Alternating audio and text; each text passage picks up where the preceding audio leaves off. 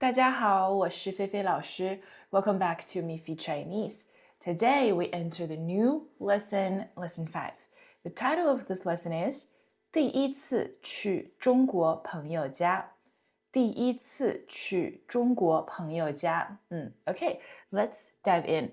First of all, let's see the objectives of this lesson. We have 2 language points. First one, complements of direction. We have learned one of the complements of verbs, right? Do you remember? We'll review that together later. And then second one is the fixed pattern, 都 something, 了. Alright, okay, let's see it together. First of all, text 1. You can read after me. 佳悦，快下来吧。第一次去中国朋友家，别晚了。还有时间，你上来吧。我不上去了，就在下面等你。那我一会儿就下去，你快点吧。没事儿，易学姐说11点前到就可以。Okay, as usual, 2 questions to understand this text, right? Okay, listen carefully. First one, 白嘉悦要去哪儿？ A. 安妮家 B. 男朋友家 C. 中国朋友家 Okay, second one, 王一雪让他们什么时候到？ A. 1点前 B. 10点前 C. 11点前Okay, let's hear the text again and you can make your choices. 佳悦，快下来吧。第一次去中国朋友家，别晚了。还有时间，你上来吧。我不上去了，就在下面等你。那我一会儿就下去。你快点吧。没事，易学姐说11点前到就可以。Okay, so let's see. First one, 白嘉悦要去哪儿？去哪儿 ？Where, right? Where? 白嘉悦要去哪儿 ？Where will she go? 白嘉悦。A. 安妮家。So we see 安妮in the text, right? But it's 安妮 and 嘉悦 that are talking, right? 安妮给白嘉悦打电话. So they're not talking about going to 安妮 's place, but they're going to 中国朋友家, right? Original text, 中国朋友家. So we choose C for this one. We learned it before, right? 中国朋友家, everything we learned it before. Second one, 王一雪让他们什么时候到 right? 到 arrive 什么时候到when does 王一雪 let them to arrive? When? So, we see 易学姐说11点前到就可以。11点前 right? 前 before. So, what is 11点前? Before 11 o'clock, right? Okay, so let's come back to the text and let's see. Here are some points that I would like you to pay attention to. For example, first one. 那我一会儿就下去. Okay, so pay attention to the pronunciation here. If we break it down, it's 一会儿, right? So 一会儿, but you didn't hear me read it like that, right? I kind of connected them and I combined the pronunciation to become 一会儿, right? So this is how you read the R in a sentence. But as we talked about it before, the R is actually more of an accent in more like northern China, northern provinces, like Beijing, like where this textbook is from. So, 一会儿就下去. But maybe you go to the south. If you live in the south of China, you will hear people say without R. 那我一会 probably they will say like this, or they would probably just change it maybe.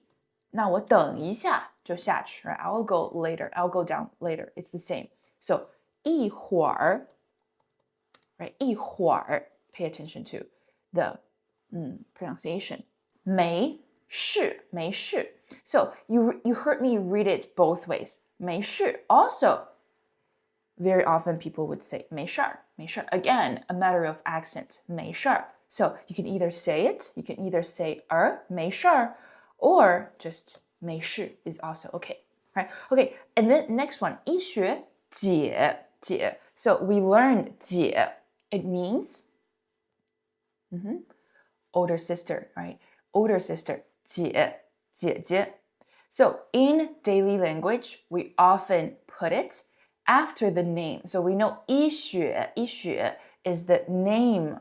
So 王一学, right? 王 surname, 医学 name. So we would often put 姐 directly after the name to show that you can call people that is older than you something 姐 to show either respect or you have a close relationship, right? Okay, so if it's a male, of course, we change it into 哥, right? We learn 哥. 哥 means older brother, right? So, for example, he could be 医学.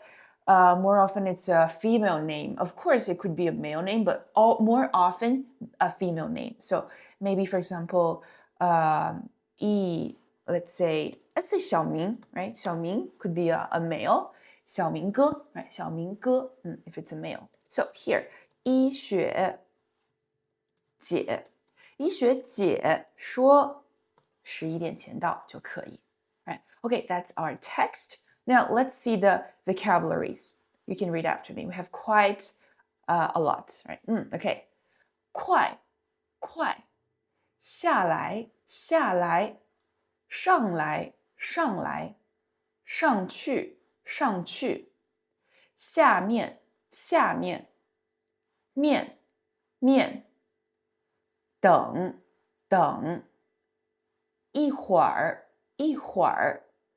下去Okay, let's explain them in detail. First one, 快 it means hurry up or fast. So, for example, 很快 very fast 很快 very fast. And then 不快 not fast. So, let's put it into a sentence. 不早了快起床吧 We see 吧 here. It is the soft tone meaning a suggestion, right? So normally when you see it like this, and then with 快 do something 吧 here it means hurry up. It's not early 不早了 It's not early. Get up soon. Right? Get up soon. Get up fast. Hurry up to get up. 快起床吧 You can also say, for example, you can change it into 快吃饭吧 right? Eat your meal quickly. Eat it now. Eat it. Hurry up to eat it. 快吃饭吧 Or you can say 快走吧 right? Let's go now. Let's go. 快走吧 You can change the verb here. 快 something 吧 right? You can make your own sentence. And then 他跑步很快 He run very fast. Right? Okay, so here, hurry up and fast. 快 And then next one, 下来 We know 下 we know 来 right? 下 means down, lower parts, right? Anything that is related to like down is 下. And then 来 is come, right? So we connect it together. It is 下来 come down. 下来 come down. For example, 他已经下来了 She's already come down, right? Come down. 不早了快下来吧 The same structure that we just see here, right? 不早了快 something 吧快下来吧 So it's not early anymore. Come downstairs. Come down now. Come down soon. Okay, 下来 And then 上来 Earlier, this one was come down, right? Come down. So this is come up, right? 上 up, above. Okay, 请你上来一下 Please come up 一下 a bit. Please come up a bit. 你可以上来帮个忙吗 Can you come up and help or do me a favor? Right? 帮个忙 帮忙 And then we have 上去 So we can literally translate it into go up, right? Because 来 is come, and then 去 is go, right? So 上去 go up. 他马上上去了。He will go up 马上 very soon. So he will go up very soon. 你快上去找他。Go up to find him soon. Right? This is 你快 asking you to do something. 你快上去找他。Or if you are saying directly to this person, you can also just move out. 你 you can just say 快上去找他, saying it directly to a person. Like in Chinese, we often omit the subject, right? Okay, and then 下面 we have seen this before, right? For example, 外面 right? 外面 outside. So 下面 down, actually downstairs, also downside, the downside, down, or just down. 桌子下面有只小猫. There's a cat, there's a small cat, little cat, under the desk. 下面. And 我有点累，就在下面等你. Here, 下面, we can translate it into downstairs or down. I'm a bit tired. I will wait for you. 等你 wait for you. 在下面 downstairs. Right? So 下面 downstairs, downside, under depends on the context you choose the translation. Right? Anyways, it means the location that is down, that is below. Right? So they all can use 下面. It's very convenient Chinese actually. You can use one word to describe many meanings. So let's break it down. 面. The definition from the textbook used to form a noun of locality. Okay, a bit confusing, but it just means the side. 上面 the side above, 下面 the side below. 桌子上面有什么? What's on the desk? So literally, what's on like the upside of the desk, right? So we can understand it as what's on the desk. 床下面有什么? What's below the bed? Literally the downside of bed. So what's under the bed, right? 面. So we also have, what do you also know about using 面 to form a noun of locality? We also see before 外面, right? Outside, 外面. Then what about inside? Do you still remember inside? 里面, right? 里面. Okay, very good. Next one, let's see. 等, wait for. 等. You can say 等人, wait for someone. 等车, wait for the car. And then, what else? What is the girl in the picture doing? This is the subway, right? Subway. So we say 地铁. 地铁 is subway. 地铁, just for your information, just like you can understand this as a bonus word. 地铁, subway.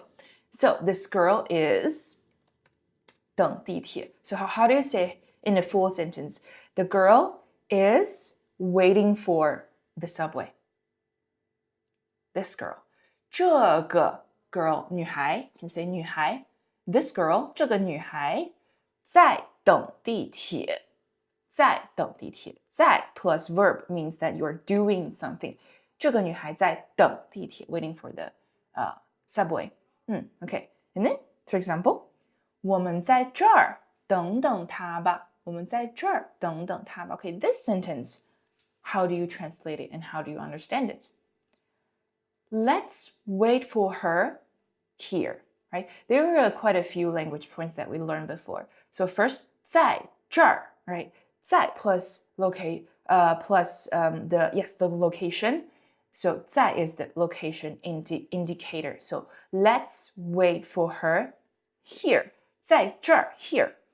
等等. So this is a repetition of the verb, right? It means a short attempt. It's a brief action. So let's wait for her a bit. So 等等她. means that this action doesn't take a long time. We'll just wait for a little while here. 吧 again, we see it very often, the soft tone of suggestions, right? So 我们在这儿等等她吧。Let's wait for her here. Okay, 你在等谁？你在等谁？ So here 在 again, it's the 在 plus verb usage, meaning doing something. Who are you waiting for? 谁 Who are you waiting for? 你在等谁？Okay, very good. Next word, 一会儿it means, so here it means soon. It can also mean a while. Right? A while, 一会儿我一会儿就回来 I will come back soon, or I will come back in a while. 我们一会儿再走吧 Let's leave, right? So, or let's go, 走我们一会儿再走吧 So here we can translate it into let's leave in a while. 我们一会儿再走吧 So here it means that actually we want to stay a little bit longer. We will wait a while and then we leave. 我们一会儿再走吧 Again, 吧 a soft suggestion, right? 一会儿 Okay. And then 下去 similar word with the one that we just see. 上来 right? 上来 and then 下去 go down. So 下来下去 go down or come down. 你先下去我马上就来你先下去我马上就来 You go down first. 你先 right? You do it first. I will come 马上 very soon. 请从这儿走下去 Please go down 从这儿 How do we understand 从这儿从 from Please go down from here 下去 Okay, very good. So let's see So this lesson we've seen quite a few words that means similar things. We've seen 上来上去下来下去 Right? Okay, let's understand the logic behind this. So it is called simple complement of direction. Complement of something sounds familiar, right? So complement of verbs that we've learned it before. It means a result. For example, 吃 you have 吃饭 and then we have 吃完饭 right? It means that we have finished eating. You're given a result to the verb. You can also say 吃好饭 right? 吃好饭我吃好饭了 It means I've done eating. Right? I finished eating. 我吃完饭了 right? Similar. 吃完饭了 So here we learn a new complement. It is the complement of direction. So let's see the definition. Here, 来 indicates that the action is moving toward the speaker, while 去 indicates that the action is moving away from the speaker. In this structure, the most commonly used verbs include 上下进 enter 进 出 exit 出 回 return and 过 here means go towards the side that of the person speaking. So let's see examples. 我不上去了，就在下面等你。So 上去 this all depends on the position of the speaker and then the listener. So here 我不上去了，上 up 去 go. It indicates the speaker is down and then the listener is up, right? Because you go up. And then next one, 佳悦到下边了，你下去接他吧，你下去接他吧。So 下去 go down 你下去接他吧 It means the speaker is up, the listener is also up, right? Because if it is 下来 then it means the speaker is down and then the listener is up, right? Because you ask them to 下来 calm down, calm down. 我在外边呢，你出来吧，你出来吧。The speaker is outside, and then the listener is inside. Right? So it sounds a bit confusing, it sounds a bit complicated, but we can actually just understand it based on the literal translation of English. How you would say it in English, the same in Chinese. 进来 come inside, 进来. And then this one, imagine it, come inside.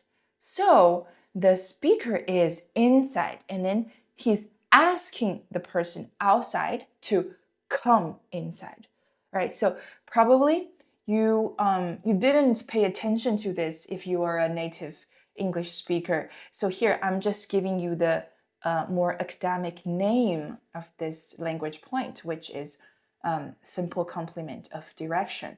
But don't think of it as something super complicated because all of the definition here is very long, it's very textbook, it's very academic. In real usage, you just think of how you would say it in English. And then it's the same logic of this one in Chinese. Right? 上来上去下来下去进来进去出来出去回来回去过来过去 right? 过来 come here 过去 go over there. Right? So this logic is the same in English. Okay, so let's see. Additionally, verbs such as 叫开买拿请送要找 and 走 can also be used in this structure. Okay, let's see these verbs one by one. 叫 we learned it, right? 叫 call, right? Call 叫开 to open, 开 to open. 买 is what? To buy, right? To buy. 拿 to take or to hold. Both meanings. 拿请 please. 送 to send. 送 to send. 要 want something, would like something, or is going to do something, right? It has two meanings. 找 to find, to look for. And 走 to go or to leave. 走 Okay, so these verbs can also be used in this structure. For example, 那本中文书你拿来了吗？你拿来了吗？ So here, 拿来, did you take that Chinese book here? 拿来. It implies that the speaker is here, and then he's asking the listener, did you also bring it here? 拿来. And then 你别过来拿了，我给你送去. So here we have two, right? First one, 过来 is what? Is from the previous slide. 过来 come here. And then 送去 send it over there. So it means don't come here to take it. I will bring it to you there, right? So it has an indication that the two people, the listener and the speaker, are at two locations, and don't come here, I will go there, right? Okay, so these verbs also can be used in this structure. And 起来is, so this one, 起来 is a special expression in Chinese that can either mean to get up from bed, or indicates an upward directional movement. Okay, let's understand this. First one, 起来 to get up from bed. So you would say this every morning when you get up from the bed. 今天早上5点她就起来了 She got up 5 o'clock this morning. She got up 起来 So get up from bed. And then you can also mean 你起来吧，让小妹妹坐这儿。你起来吧 How do we translate? Please get up or you get up. So get up here from the upward directional movement. It's so very, again, very academic and textbook expression here, but it just means get up from the seat, get up. Let the little sister sit here, 起来. So I would say, even if the textbook says it's a special expression in Chinese, that mean get up from bed or an upward directional movement.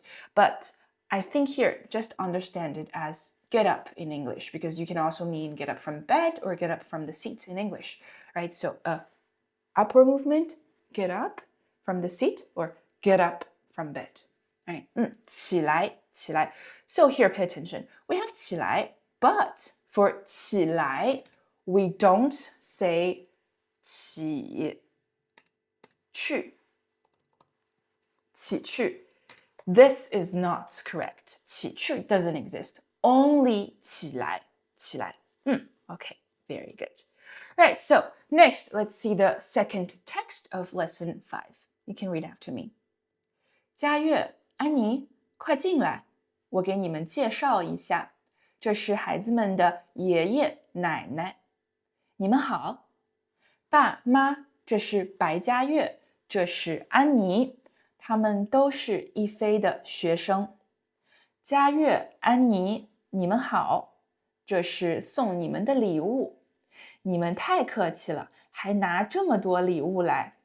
一学姐，这是给孩子们准备的礼物。谢谢，你们别客气，快坐吧。Okay, this one is a bit long, right? Let's see the questions. 王一雪给白佳悦和安妮介绍谁了？ A. I'm already showing the answer here, but it's okay, let's see it. 他的孩子们 A. 他的孩子们 B. 孩子们的爸爸 C. 孩子们的爷爷奶奶Okay, so let's see from the original text. We have already seen C, so let's confirm. 这是孩子们的爷爷奶奶 Right, so if you catch this sentence, you can answer this question. 这是 this is 孩子们的爷爷奶奶爷爷奶奶 And then 王一雪觉得佳悦和安妮怎么样？觉得 think of something. How do they perceive something? Think of 怎么样 how, right? So this sentence, how does 王一雪 think of 佳悦 and 安妮? Right? So even if we haven't learned it, but if you hear 太客气了，你们太客气了，客气 right? Exactly. B 客气 A 很漂亮 very beautiful 很漂亮 And then C 很不好意思 Here 不好意思 we learned it before It means excuse me right? We can say 不好意思请让一下不好意思 So excuse me please make the way 请让一下 So here if you say if you describe someone as 很不好意思 You can mean that they are shy 很不好意思 are shy Okay, so 很客气 B is the answer right? Okay, this one Then let's listen to the words, the vocabularies in this text 进来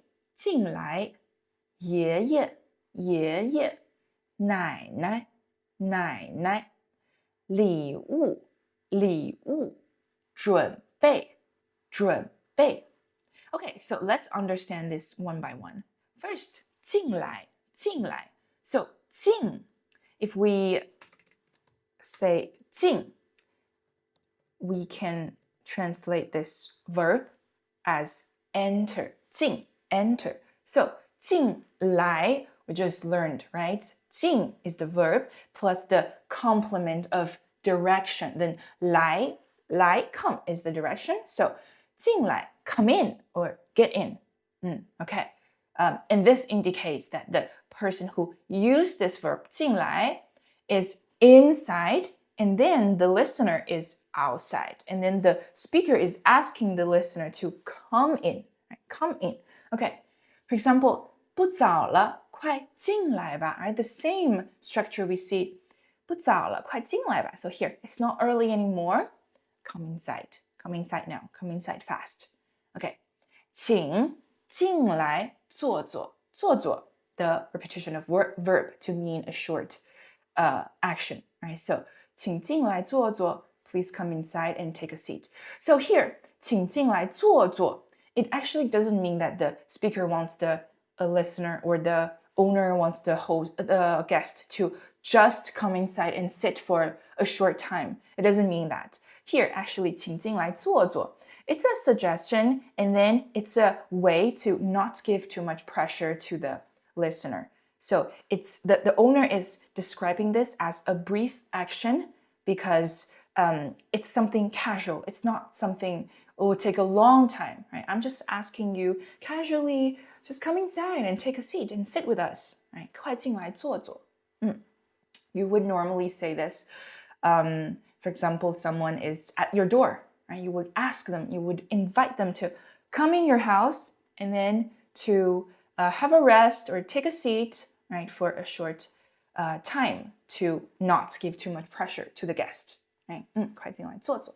Okay, very good. Next one, 爷爷 and 奶奶. Well, actually, you mentioned this before. It means grandfather and grandmother. 爷爷奶奶. Okay, speaking of 爷爷奶奶, we have actually different words to call the grandfather from the father side and then the grandfather from mother side. We have different words for these two. Also different words for grandmother from mom side and grandmother from dad side. So in English, we have just these two words. But in Chinese, we have 4 different words to call your 4 grandparents. So 爷爷奶奶 is more often from the father side. And then grandmother is also more often from also father side. So in some provinces, in some places, the habits may be a little bit different, but most commonly, now I'm talking about the situation most commonly, 爷爷奶奶 is grandparents from your dad's side. Then what about mom's side? So just for your reference, if you would like to remember it, 奶奶 is dad's side, and mom's side is 外婆 or 姥姥. This is mom's side. So in Chinese, we differentiate these two. And then if it's grandfather from your mother's side, then we call it 外公 or 姥爷. 姥爷. This is also from your mom's side. Okay, so we have 4 words. Let's review a little bit. If it's from your father's side, the grandparents is 爷爷 and 奶奶. If it's the grandparents from your mom's side, then the grandparents are 外公 and 外婆 or 姥爷 and 姥姥. Right? Okay. For example, 我爷爷很高. My grandfather is very tall. Is very tall. 高 tall. 奶奶喜欢红色的衣服. Grandma or grandmother likes red clothes. Okay, very good. Next one, 礼物 gift, present. 礼物送礼物 give someone, send someone. So even if 送 means send, we just understand it as give someone a gift. 准备礼物 we'll learn very soon. It means prepare. So prepare a gift. 生日礼物 what does 生日 mean? 生日 birthday, right? Birthday. So 生日礼物 birthday gift. 我很喜欢你送我的礼物. I like very much the gift that you gave to me. 你送给我的 you gave to me. 妈妈，这是给您准备的生日礼物。We haven't seen 您 in a while, right? 您 means the polite form of you. So, Mom, this is the birthday present for you that I prepared for you. Okay, 礼物. And then next one is 准备 prepare, 准备 prepare. 准备考试 prepare for the exam. 准备礼物 prepare the present. 白嘉月在准备考试。白嘉月 is, right? 在 plus verb, doing something. 白嘉月 is preparing for the test. 你准备一下。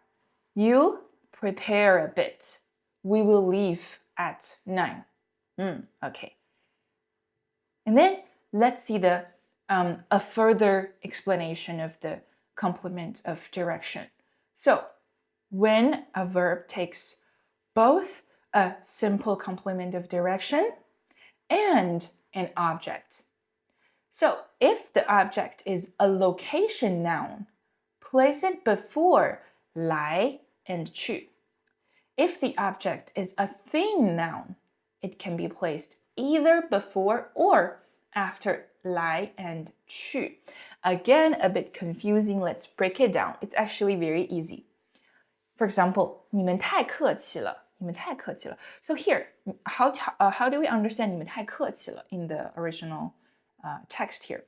你们太客气了. This is kind of, let's talk about this. This is kind of unique in Chinese. We normally don't say this in English context or English scenarios. So, when someone give you a gift, you would say 你们太客气了.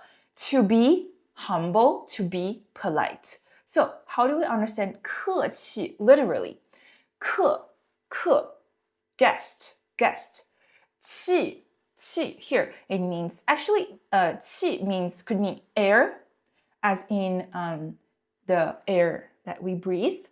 And then 气, it could also mean atmosphere, as in 气氛 atmosphere. So, 你们太客气了. You can understand it as you're being such a guest. So, the owner actually want the guest to don't be so much of a guest, right? Treat it as your own home. Don't be such a gift. Don't be such a guest. 你们太客气了，还拿这么多礼物来. You bring so many gifts to me. You're being such a guest. Don't be my guest. Be my family. Something like this. Right? So that's why I say this is quite unique in Chinese. In probably in an English context, you would say, someone give you a gift, you would say, oh, thank you, right? Thank you. Just simply, I appreciate it. I thank you for that.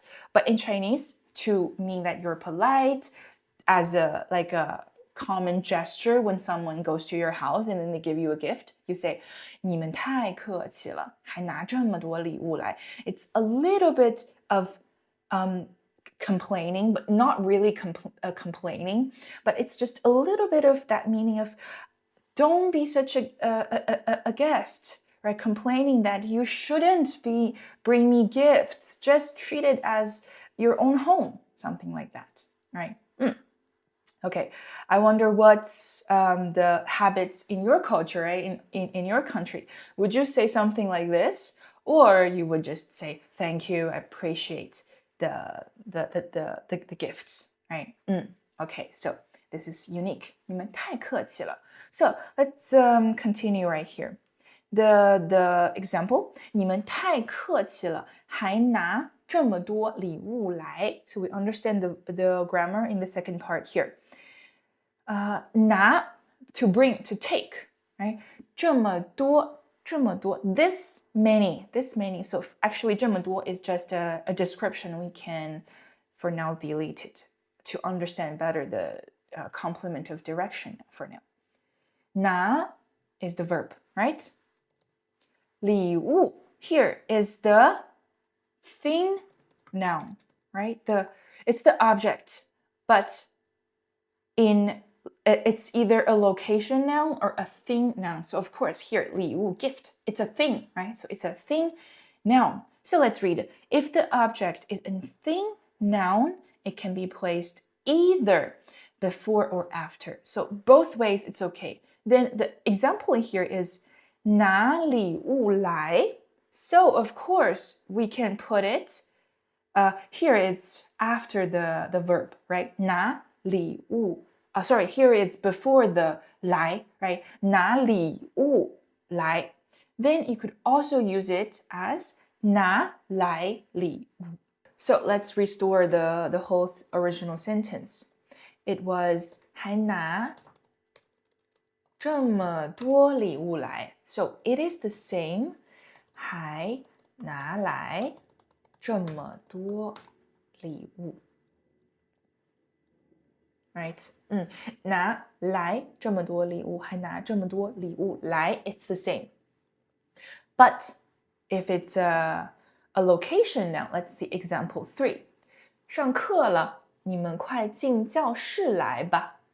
上课了 the class is starting, the class is beginning. 你们快进教室来吧。Come inside the classroom soon. So here, 教室 it's of course a location noun, right? The object is 教室 and then it's a location noun. So according to the rule, if the object is a location noun, place it before 来 or 去. So here, 教室 is before 来. Right, so we can only place it before. Right? And then let's see the second example. 佳悦给我送来了一本书. Then here, which scenario it is? It's the second one, right? Because the object is 一本书, a book. The object is a thing noun, so it's a thing. A book is a thing, right? It's not a location. So we can put it either before or after. Both are okay. So if we want to change this sentence, how can we do it? How do we change this? So, 佳悦给我送了一本书来. Then next one, verbs such as 开、买、拿、请、送、要、找 and 走 can also combine with complements of directions like 上、下、进、出、回 and 过. In this case, the verb usually takes an object which is placed after 上、下、进、出、回 and 过. Okay, let's understand this in examples. First one, 爸爸今天买 right? 买回了很多水果。爸爸今天买回了很多水果。So 回 return, right? 买回了很多水果。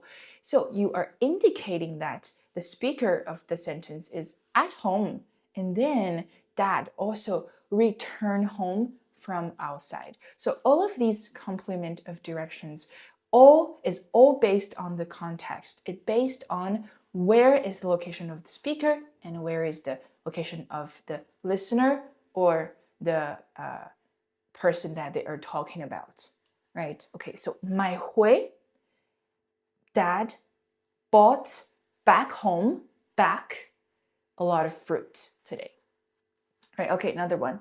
妈妈拿出了20块钱，让小雪自己去买点吃的。So 拿 right? 拿出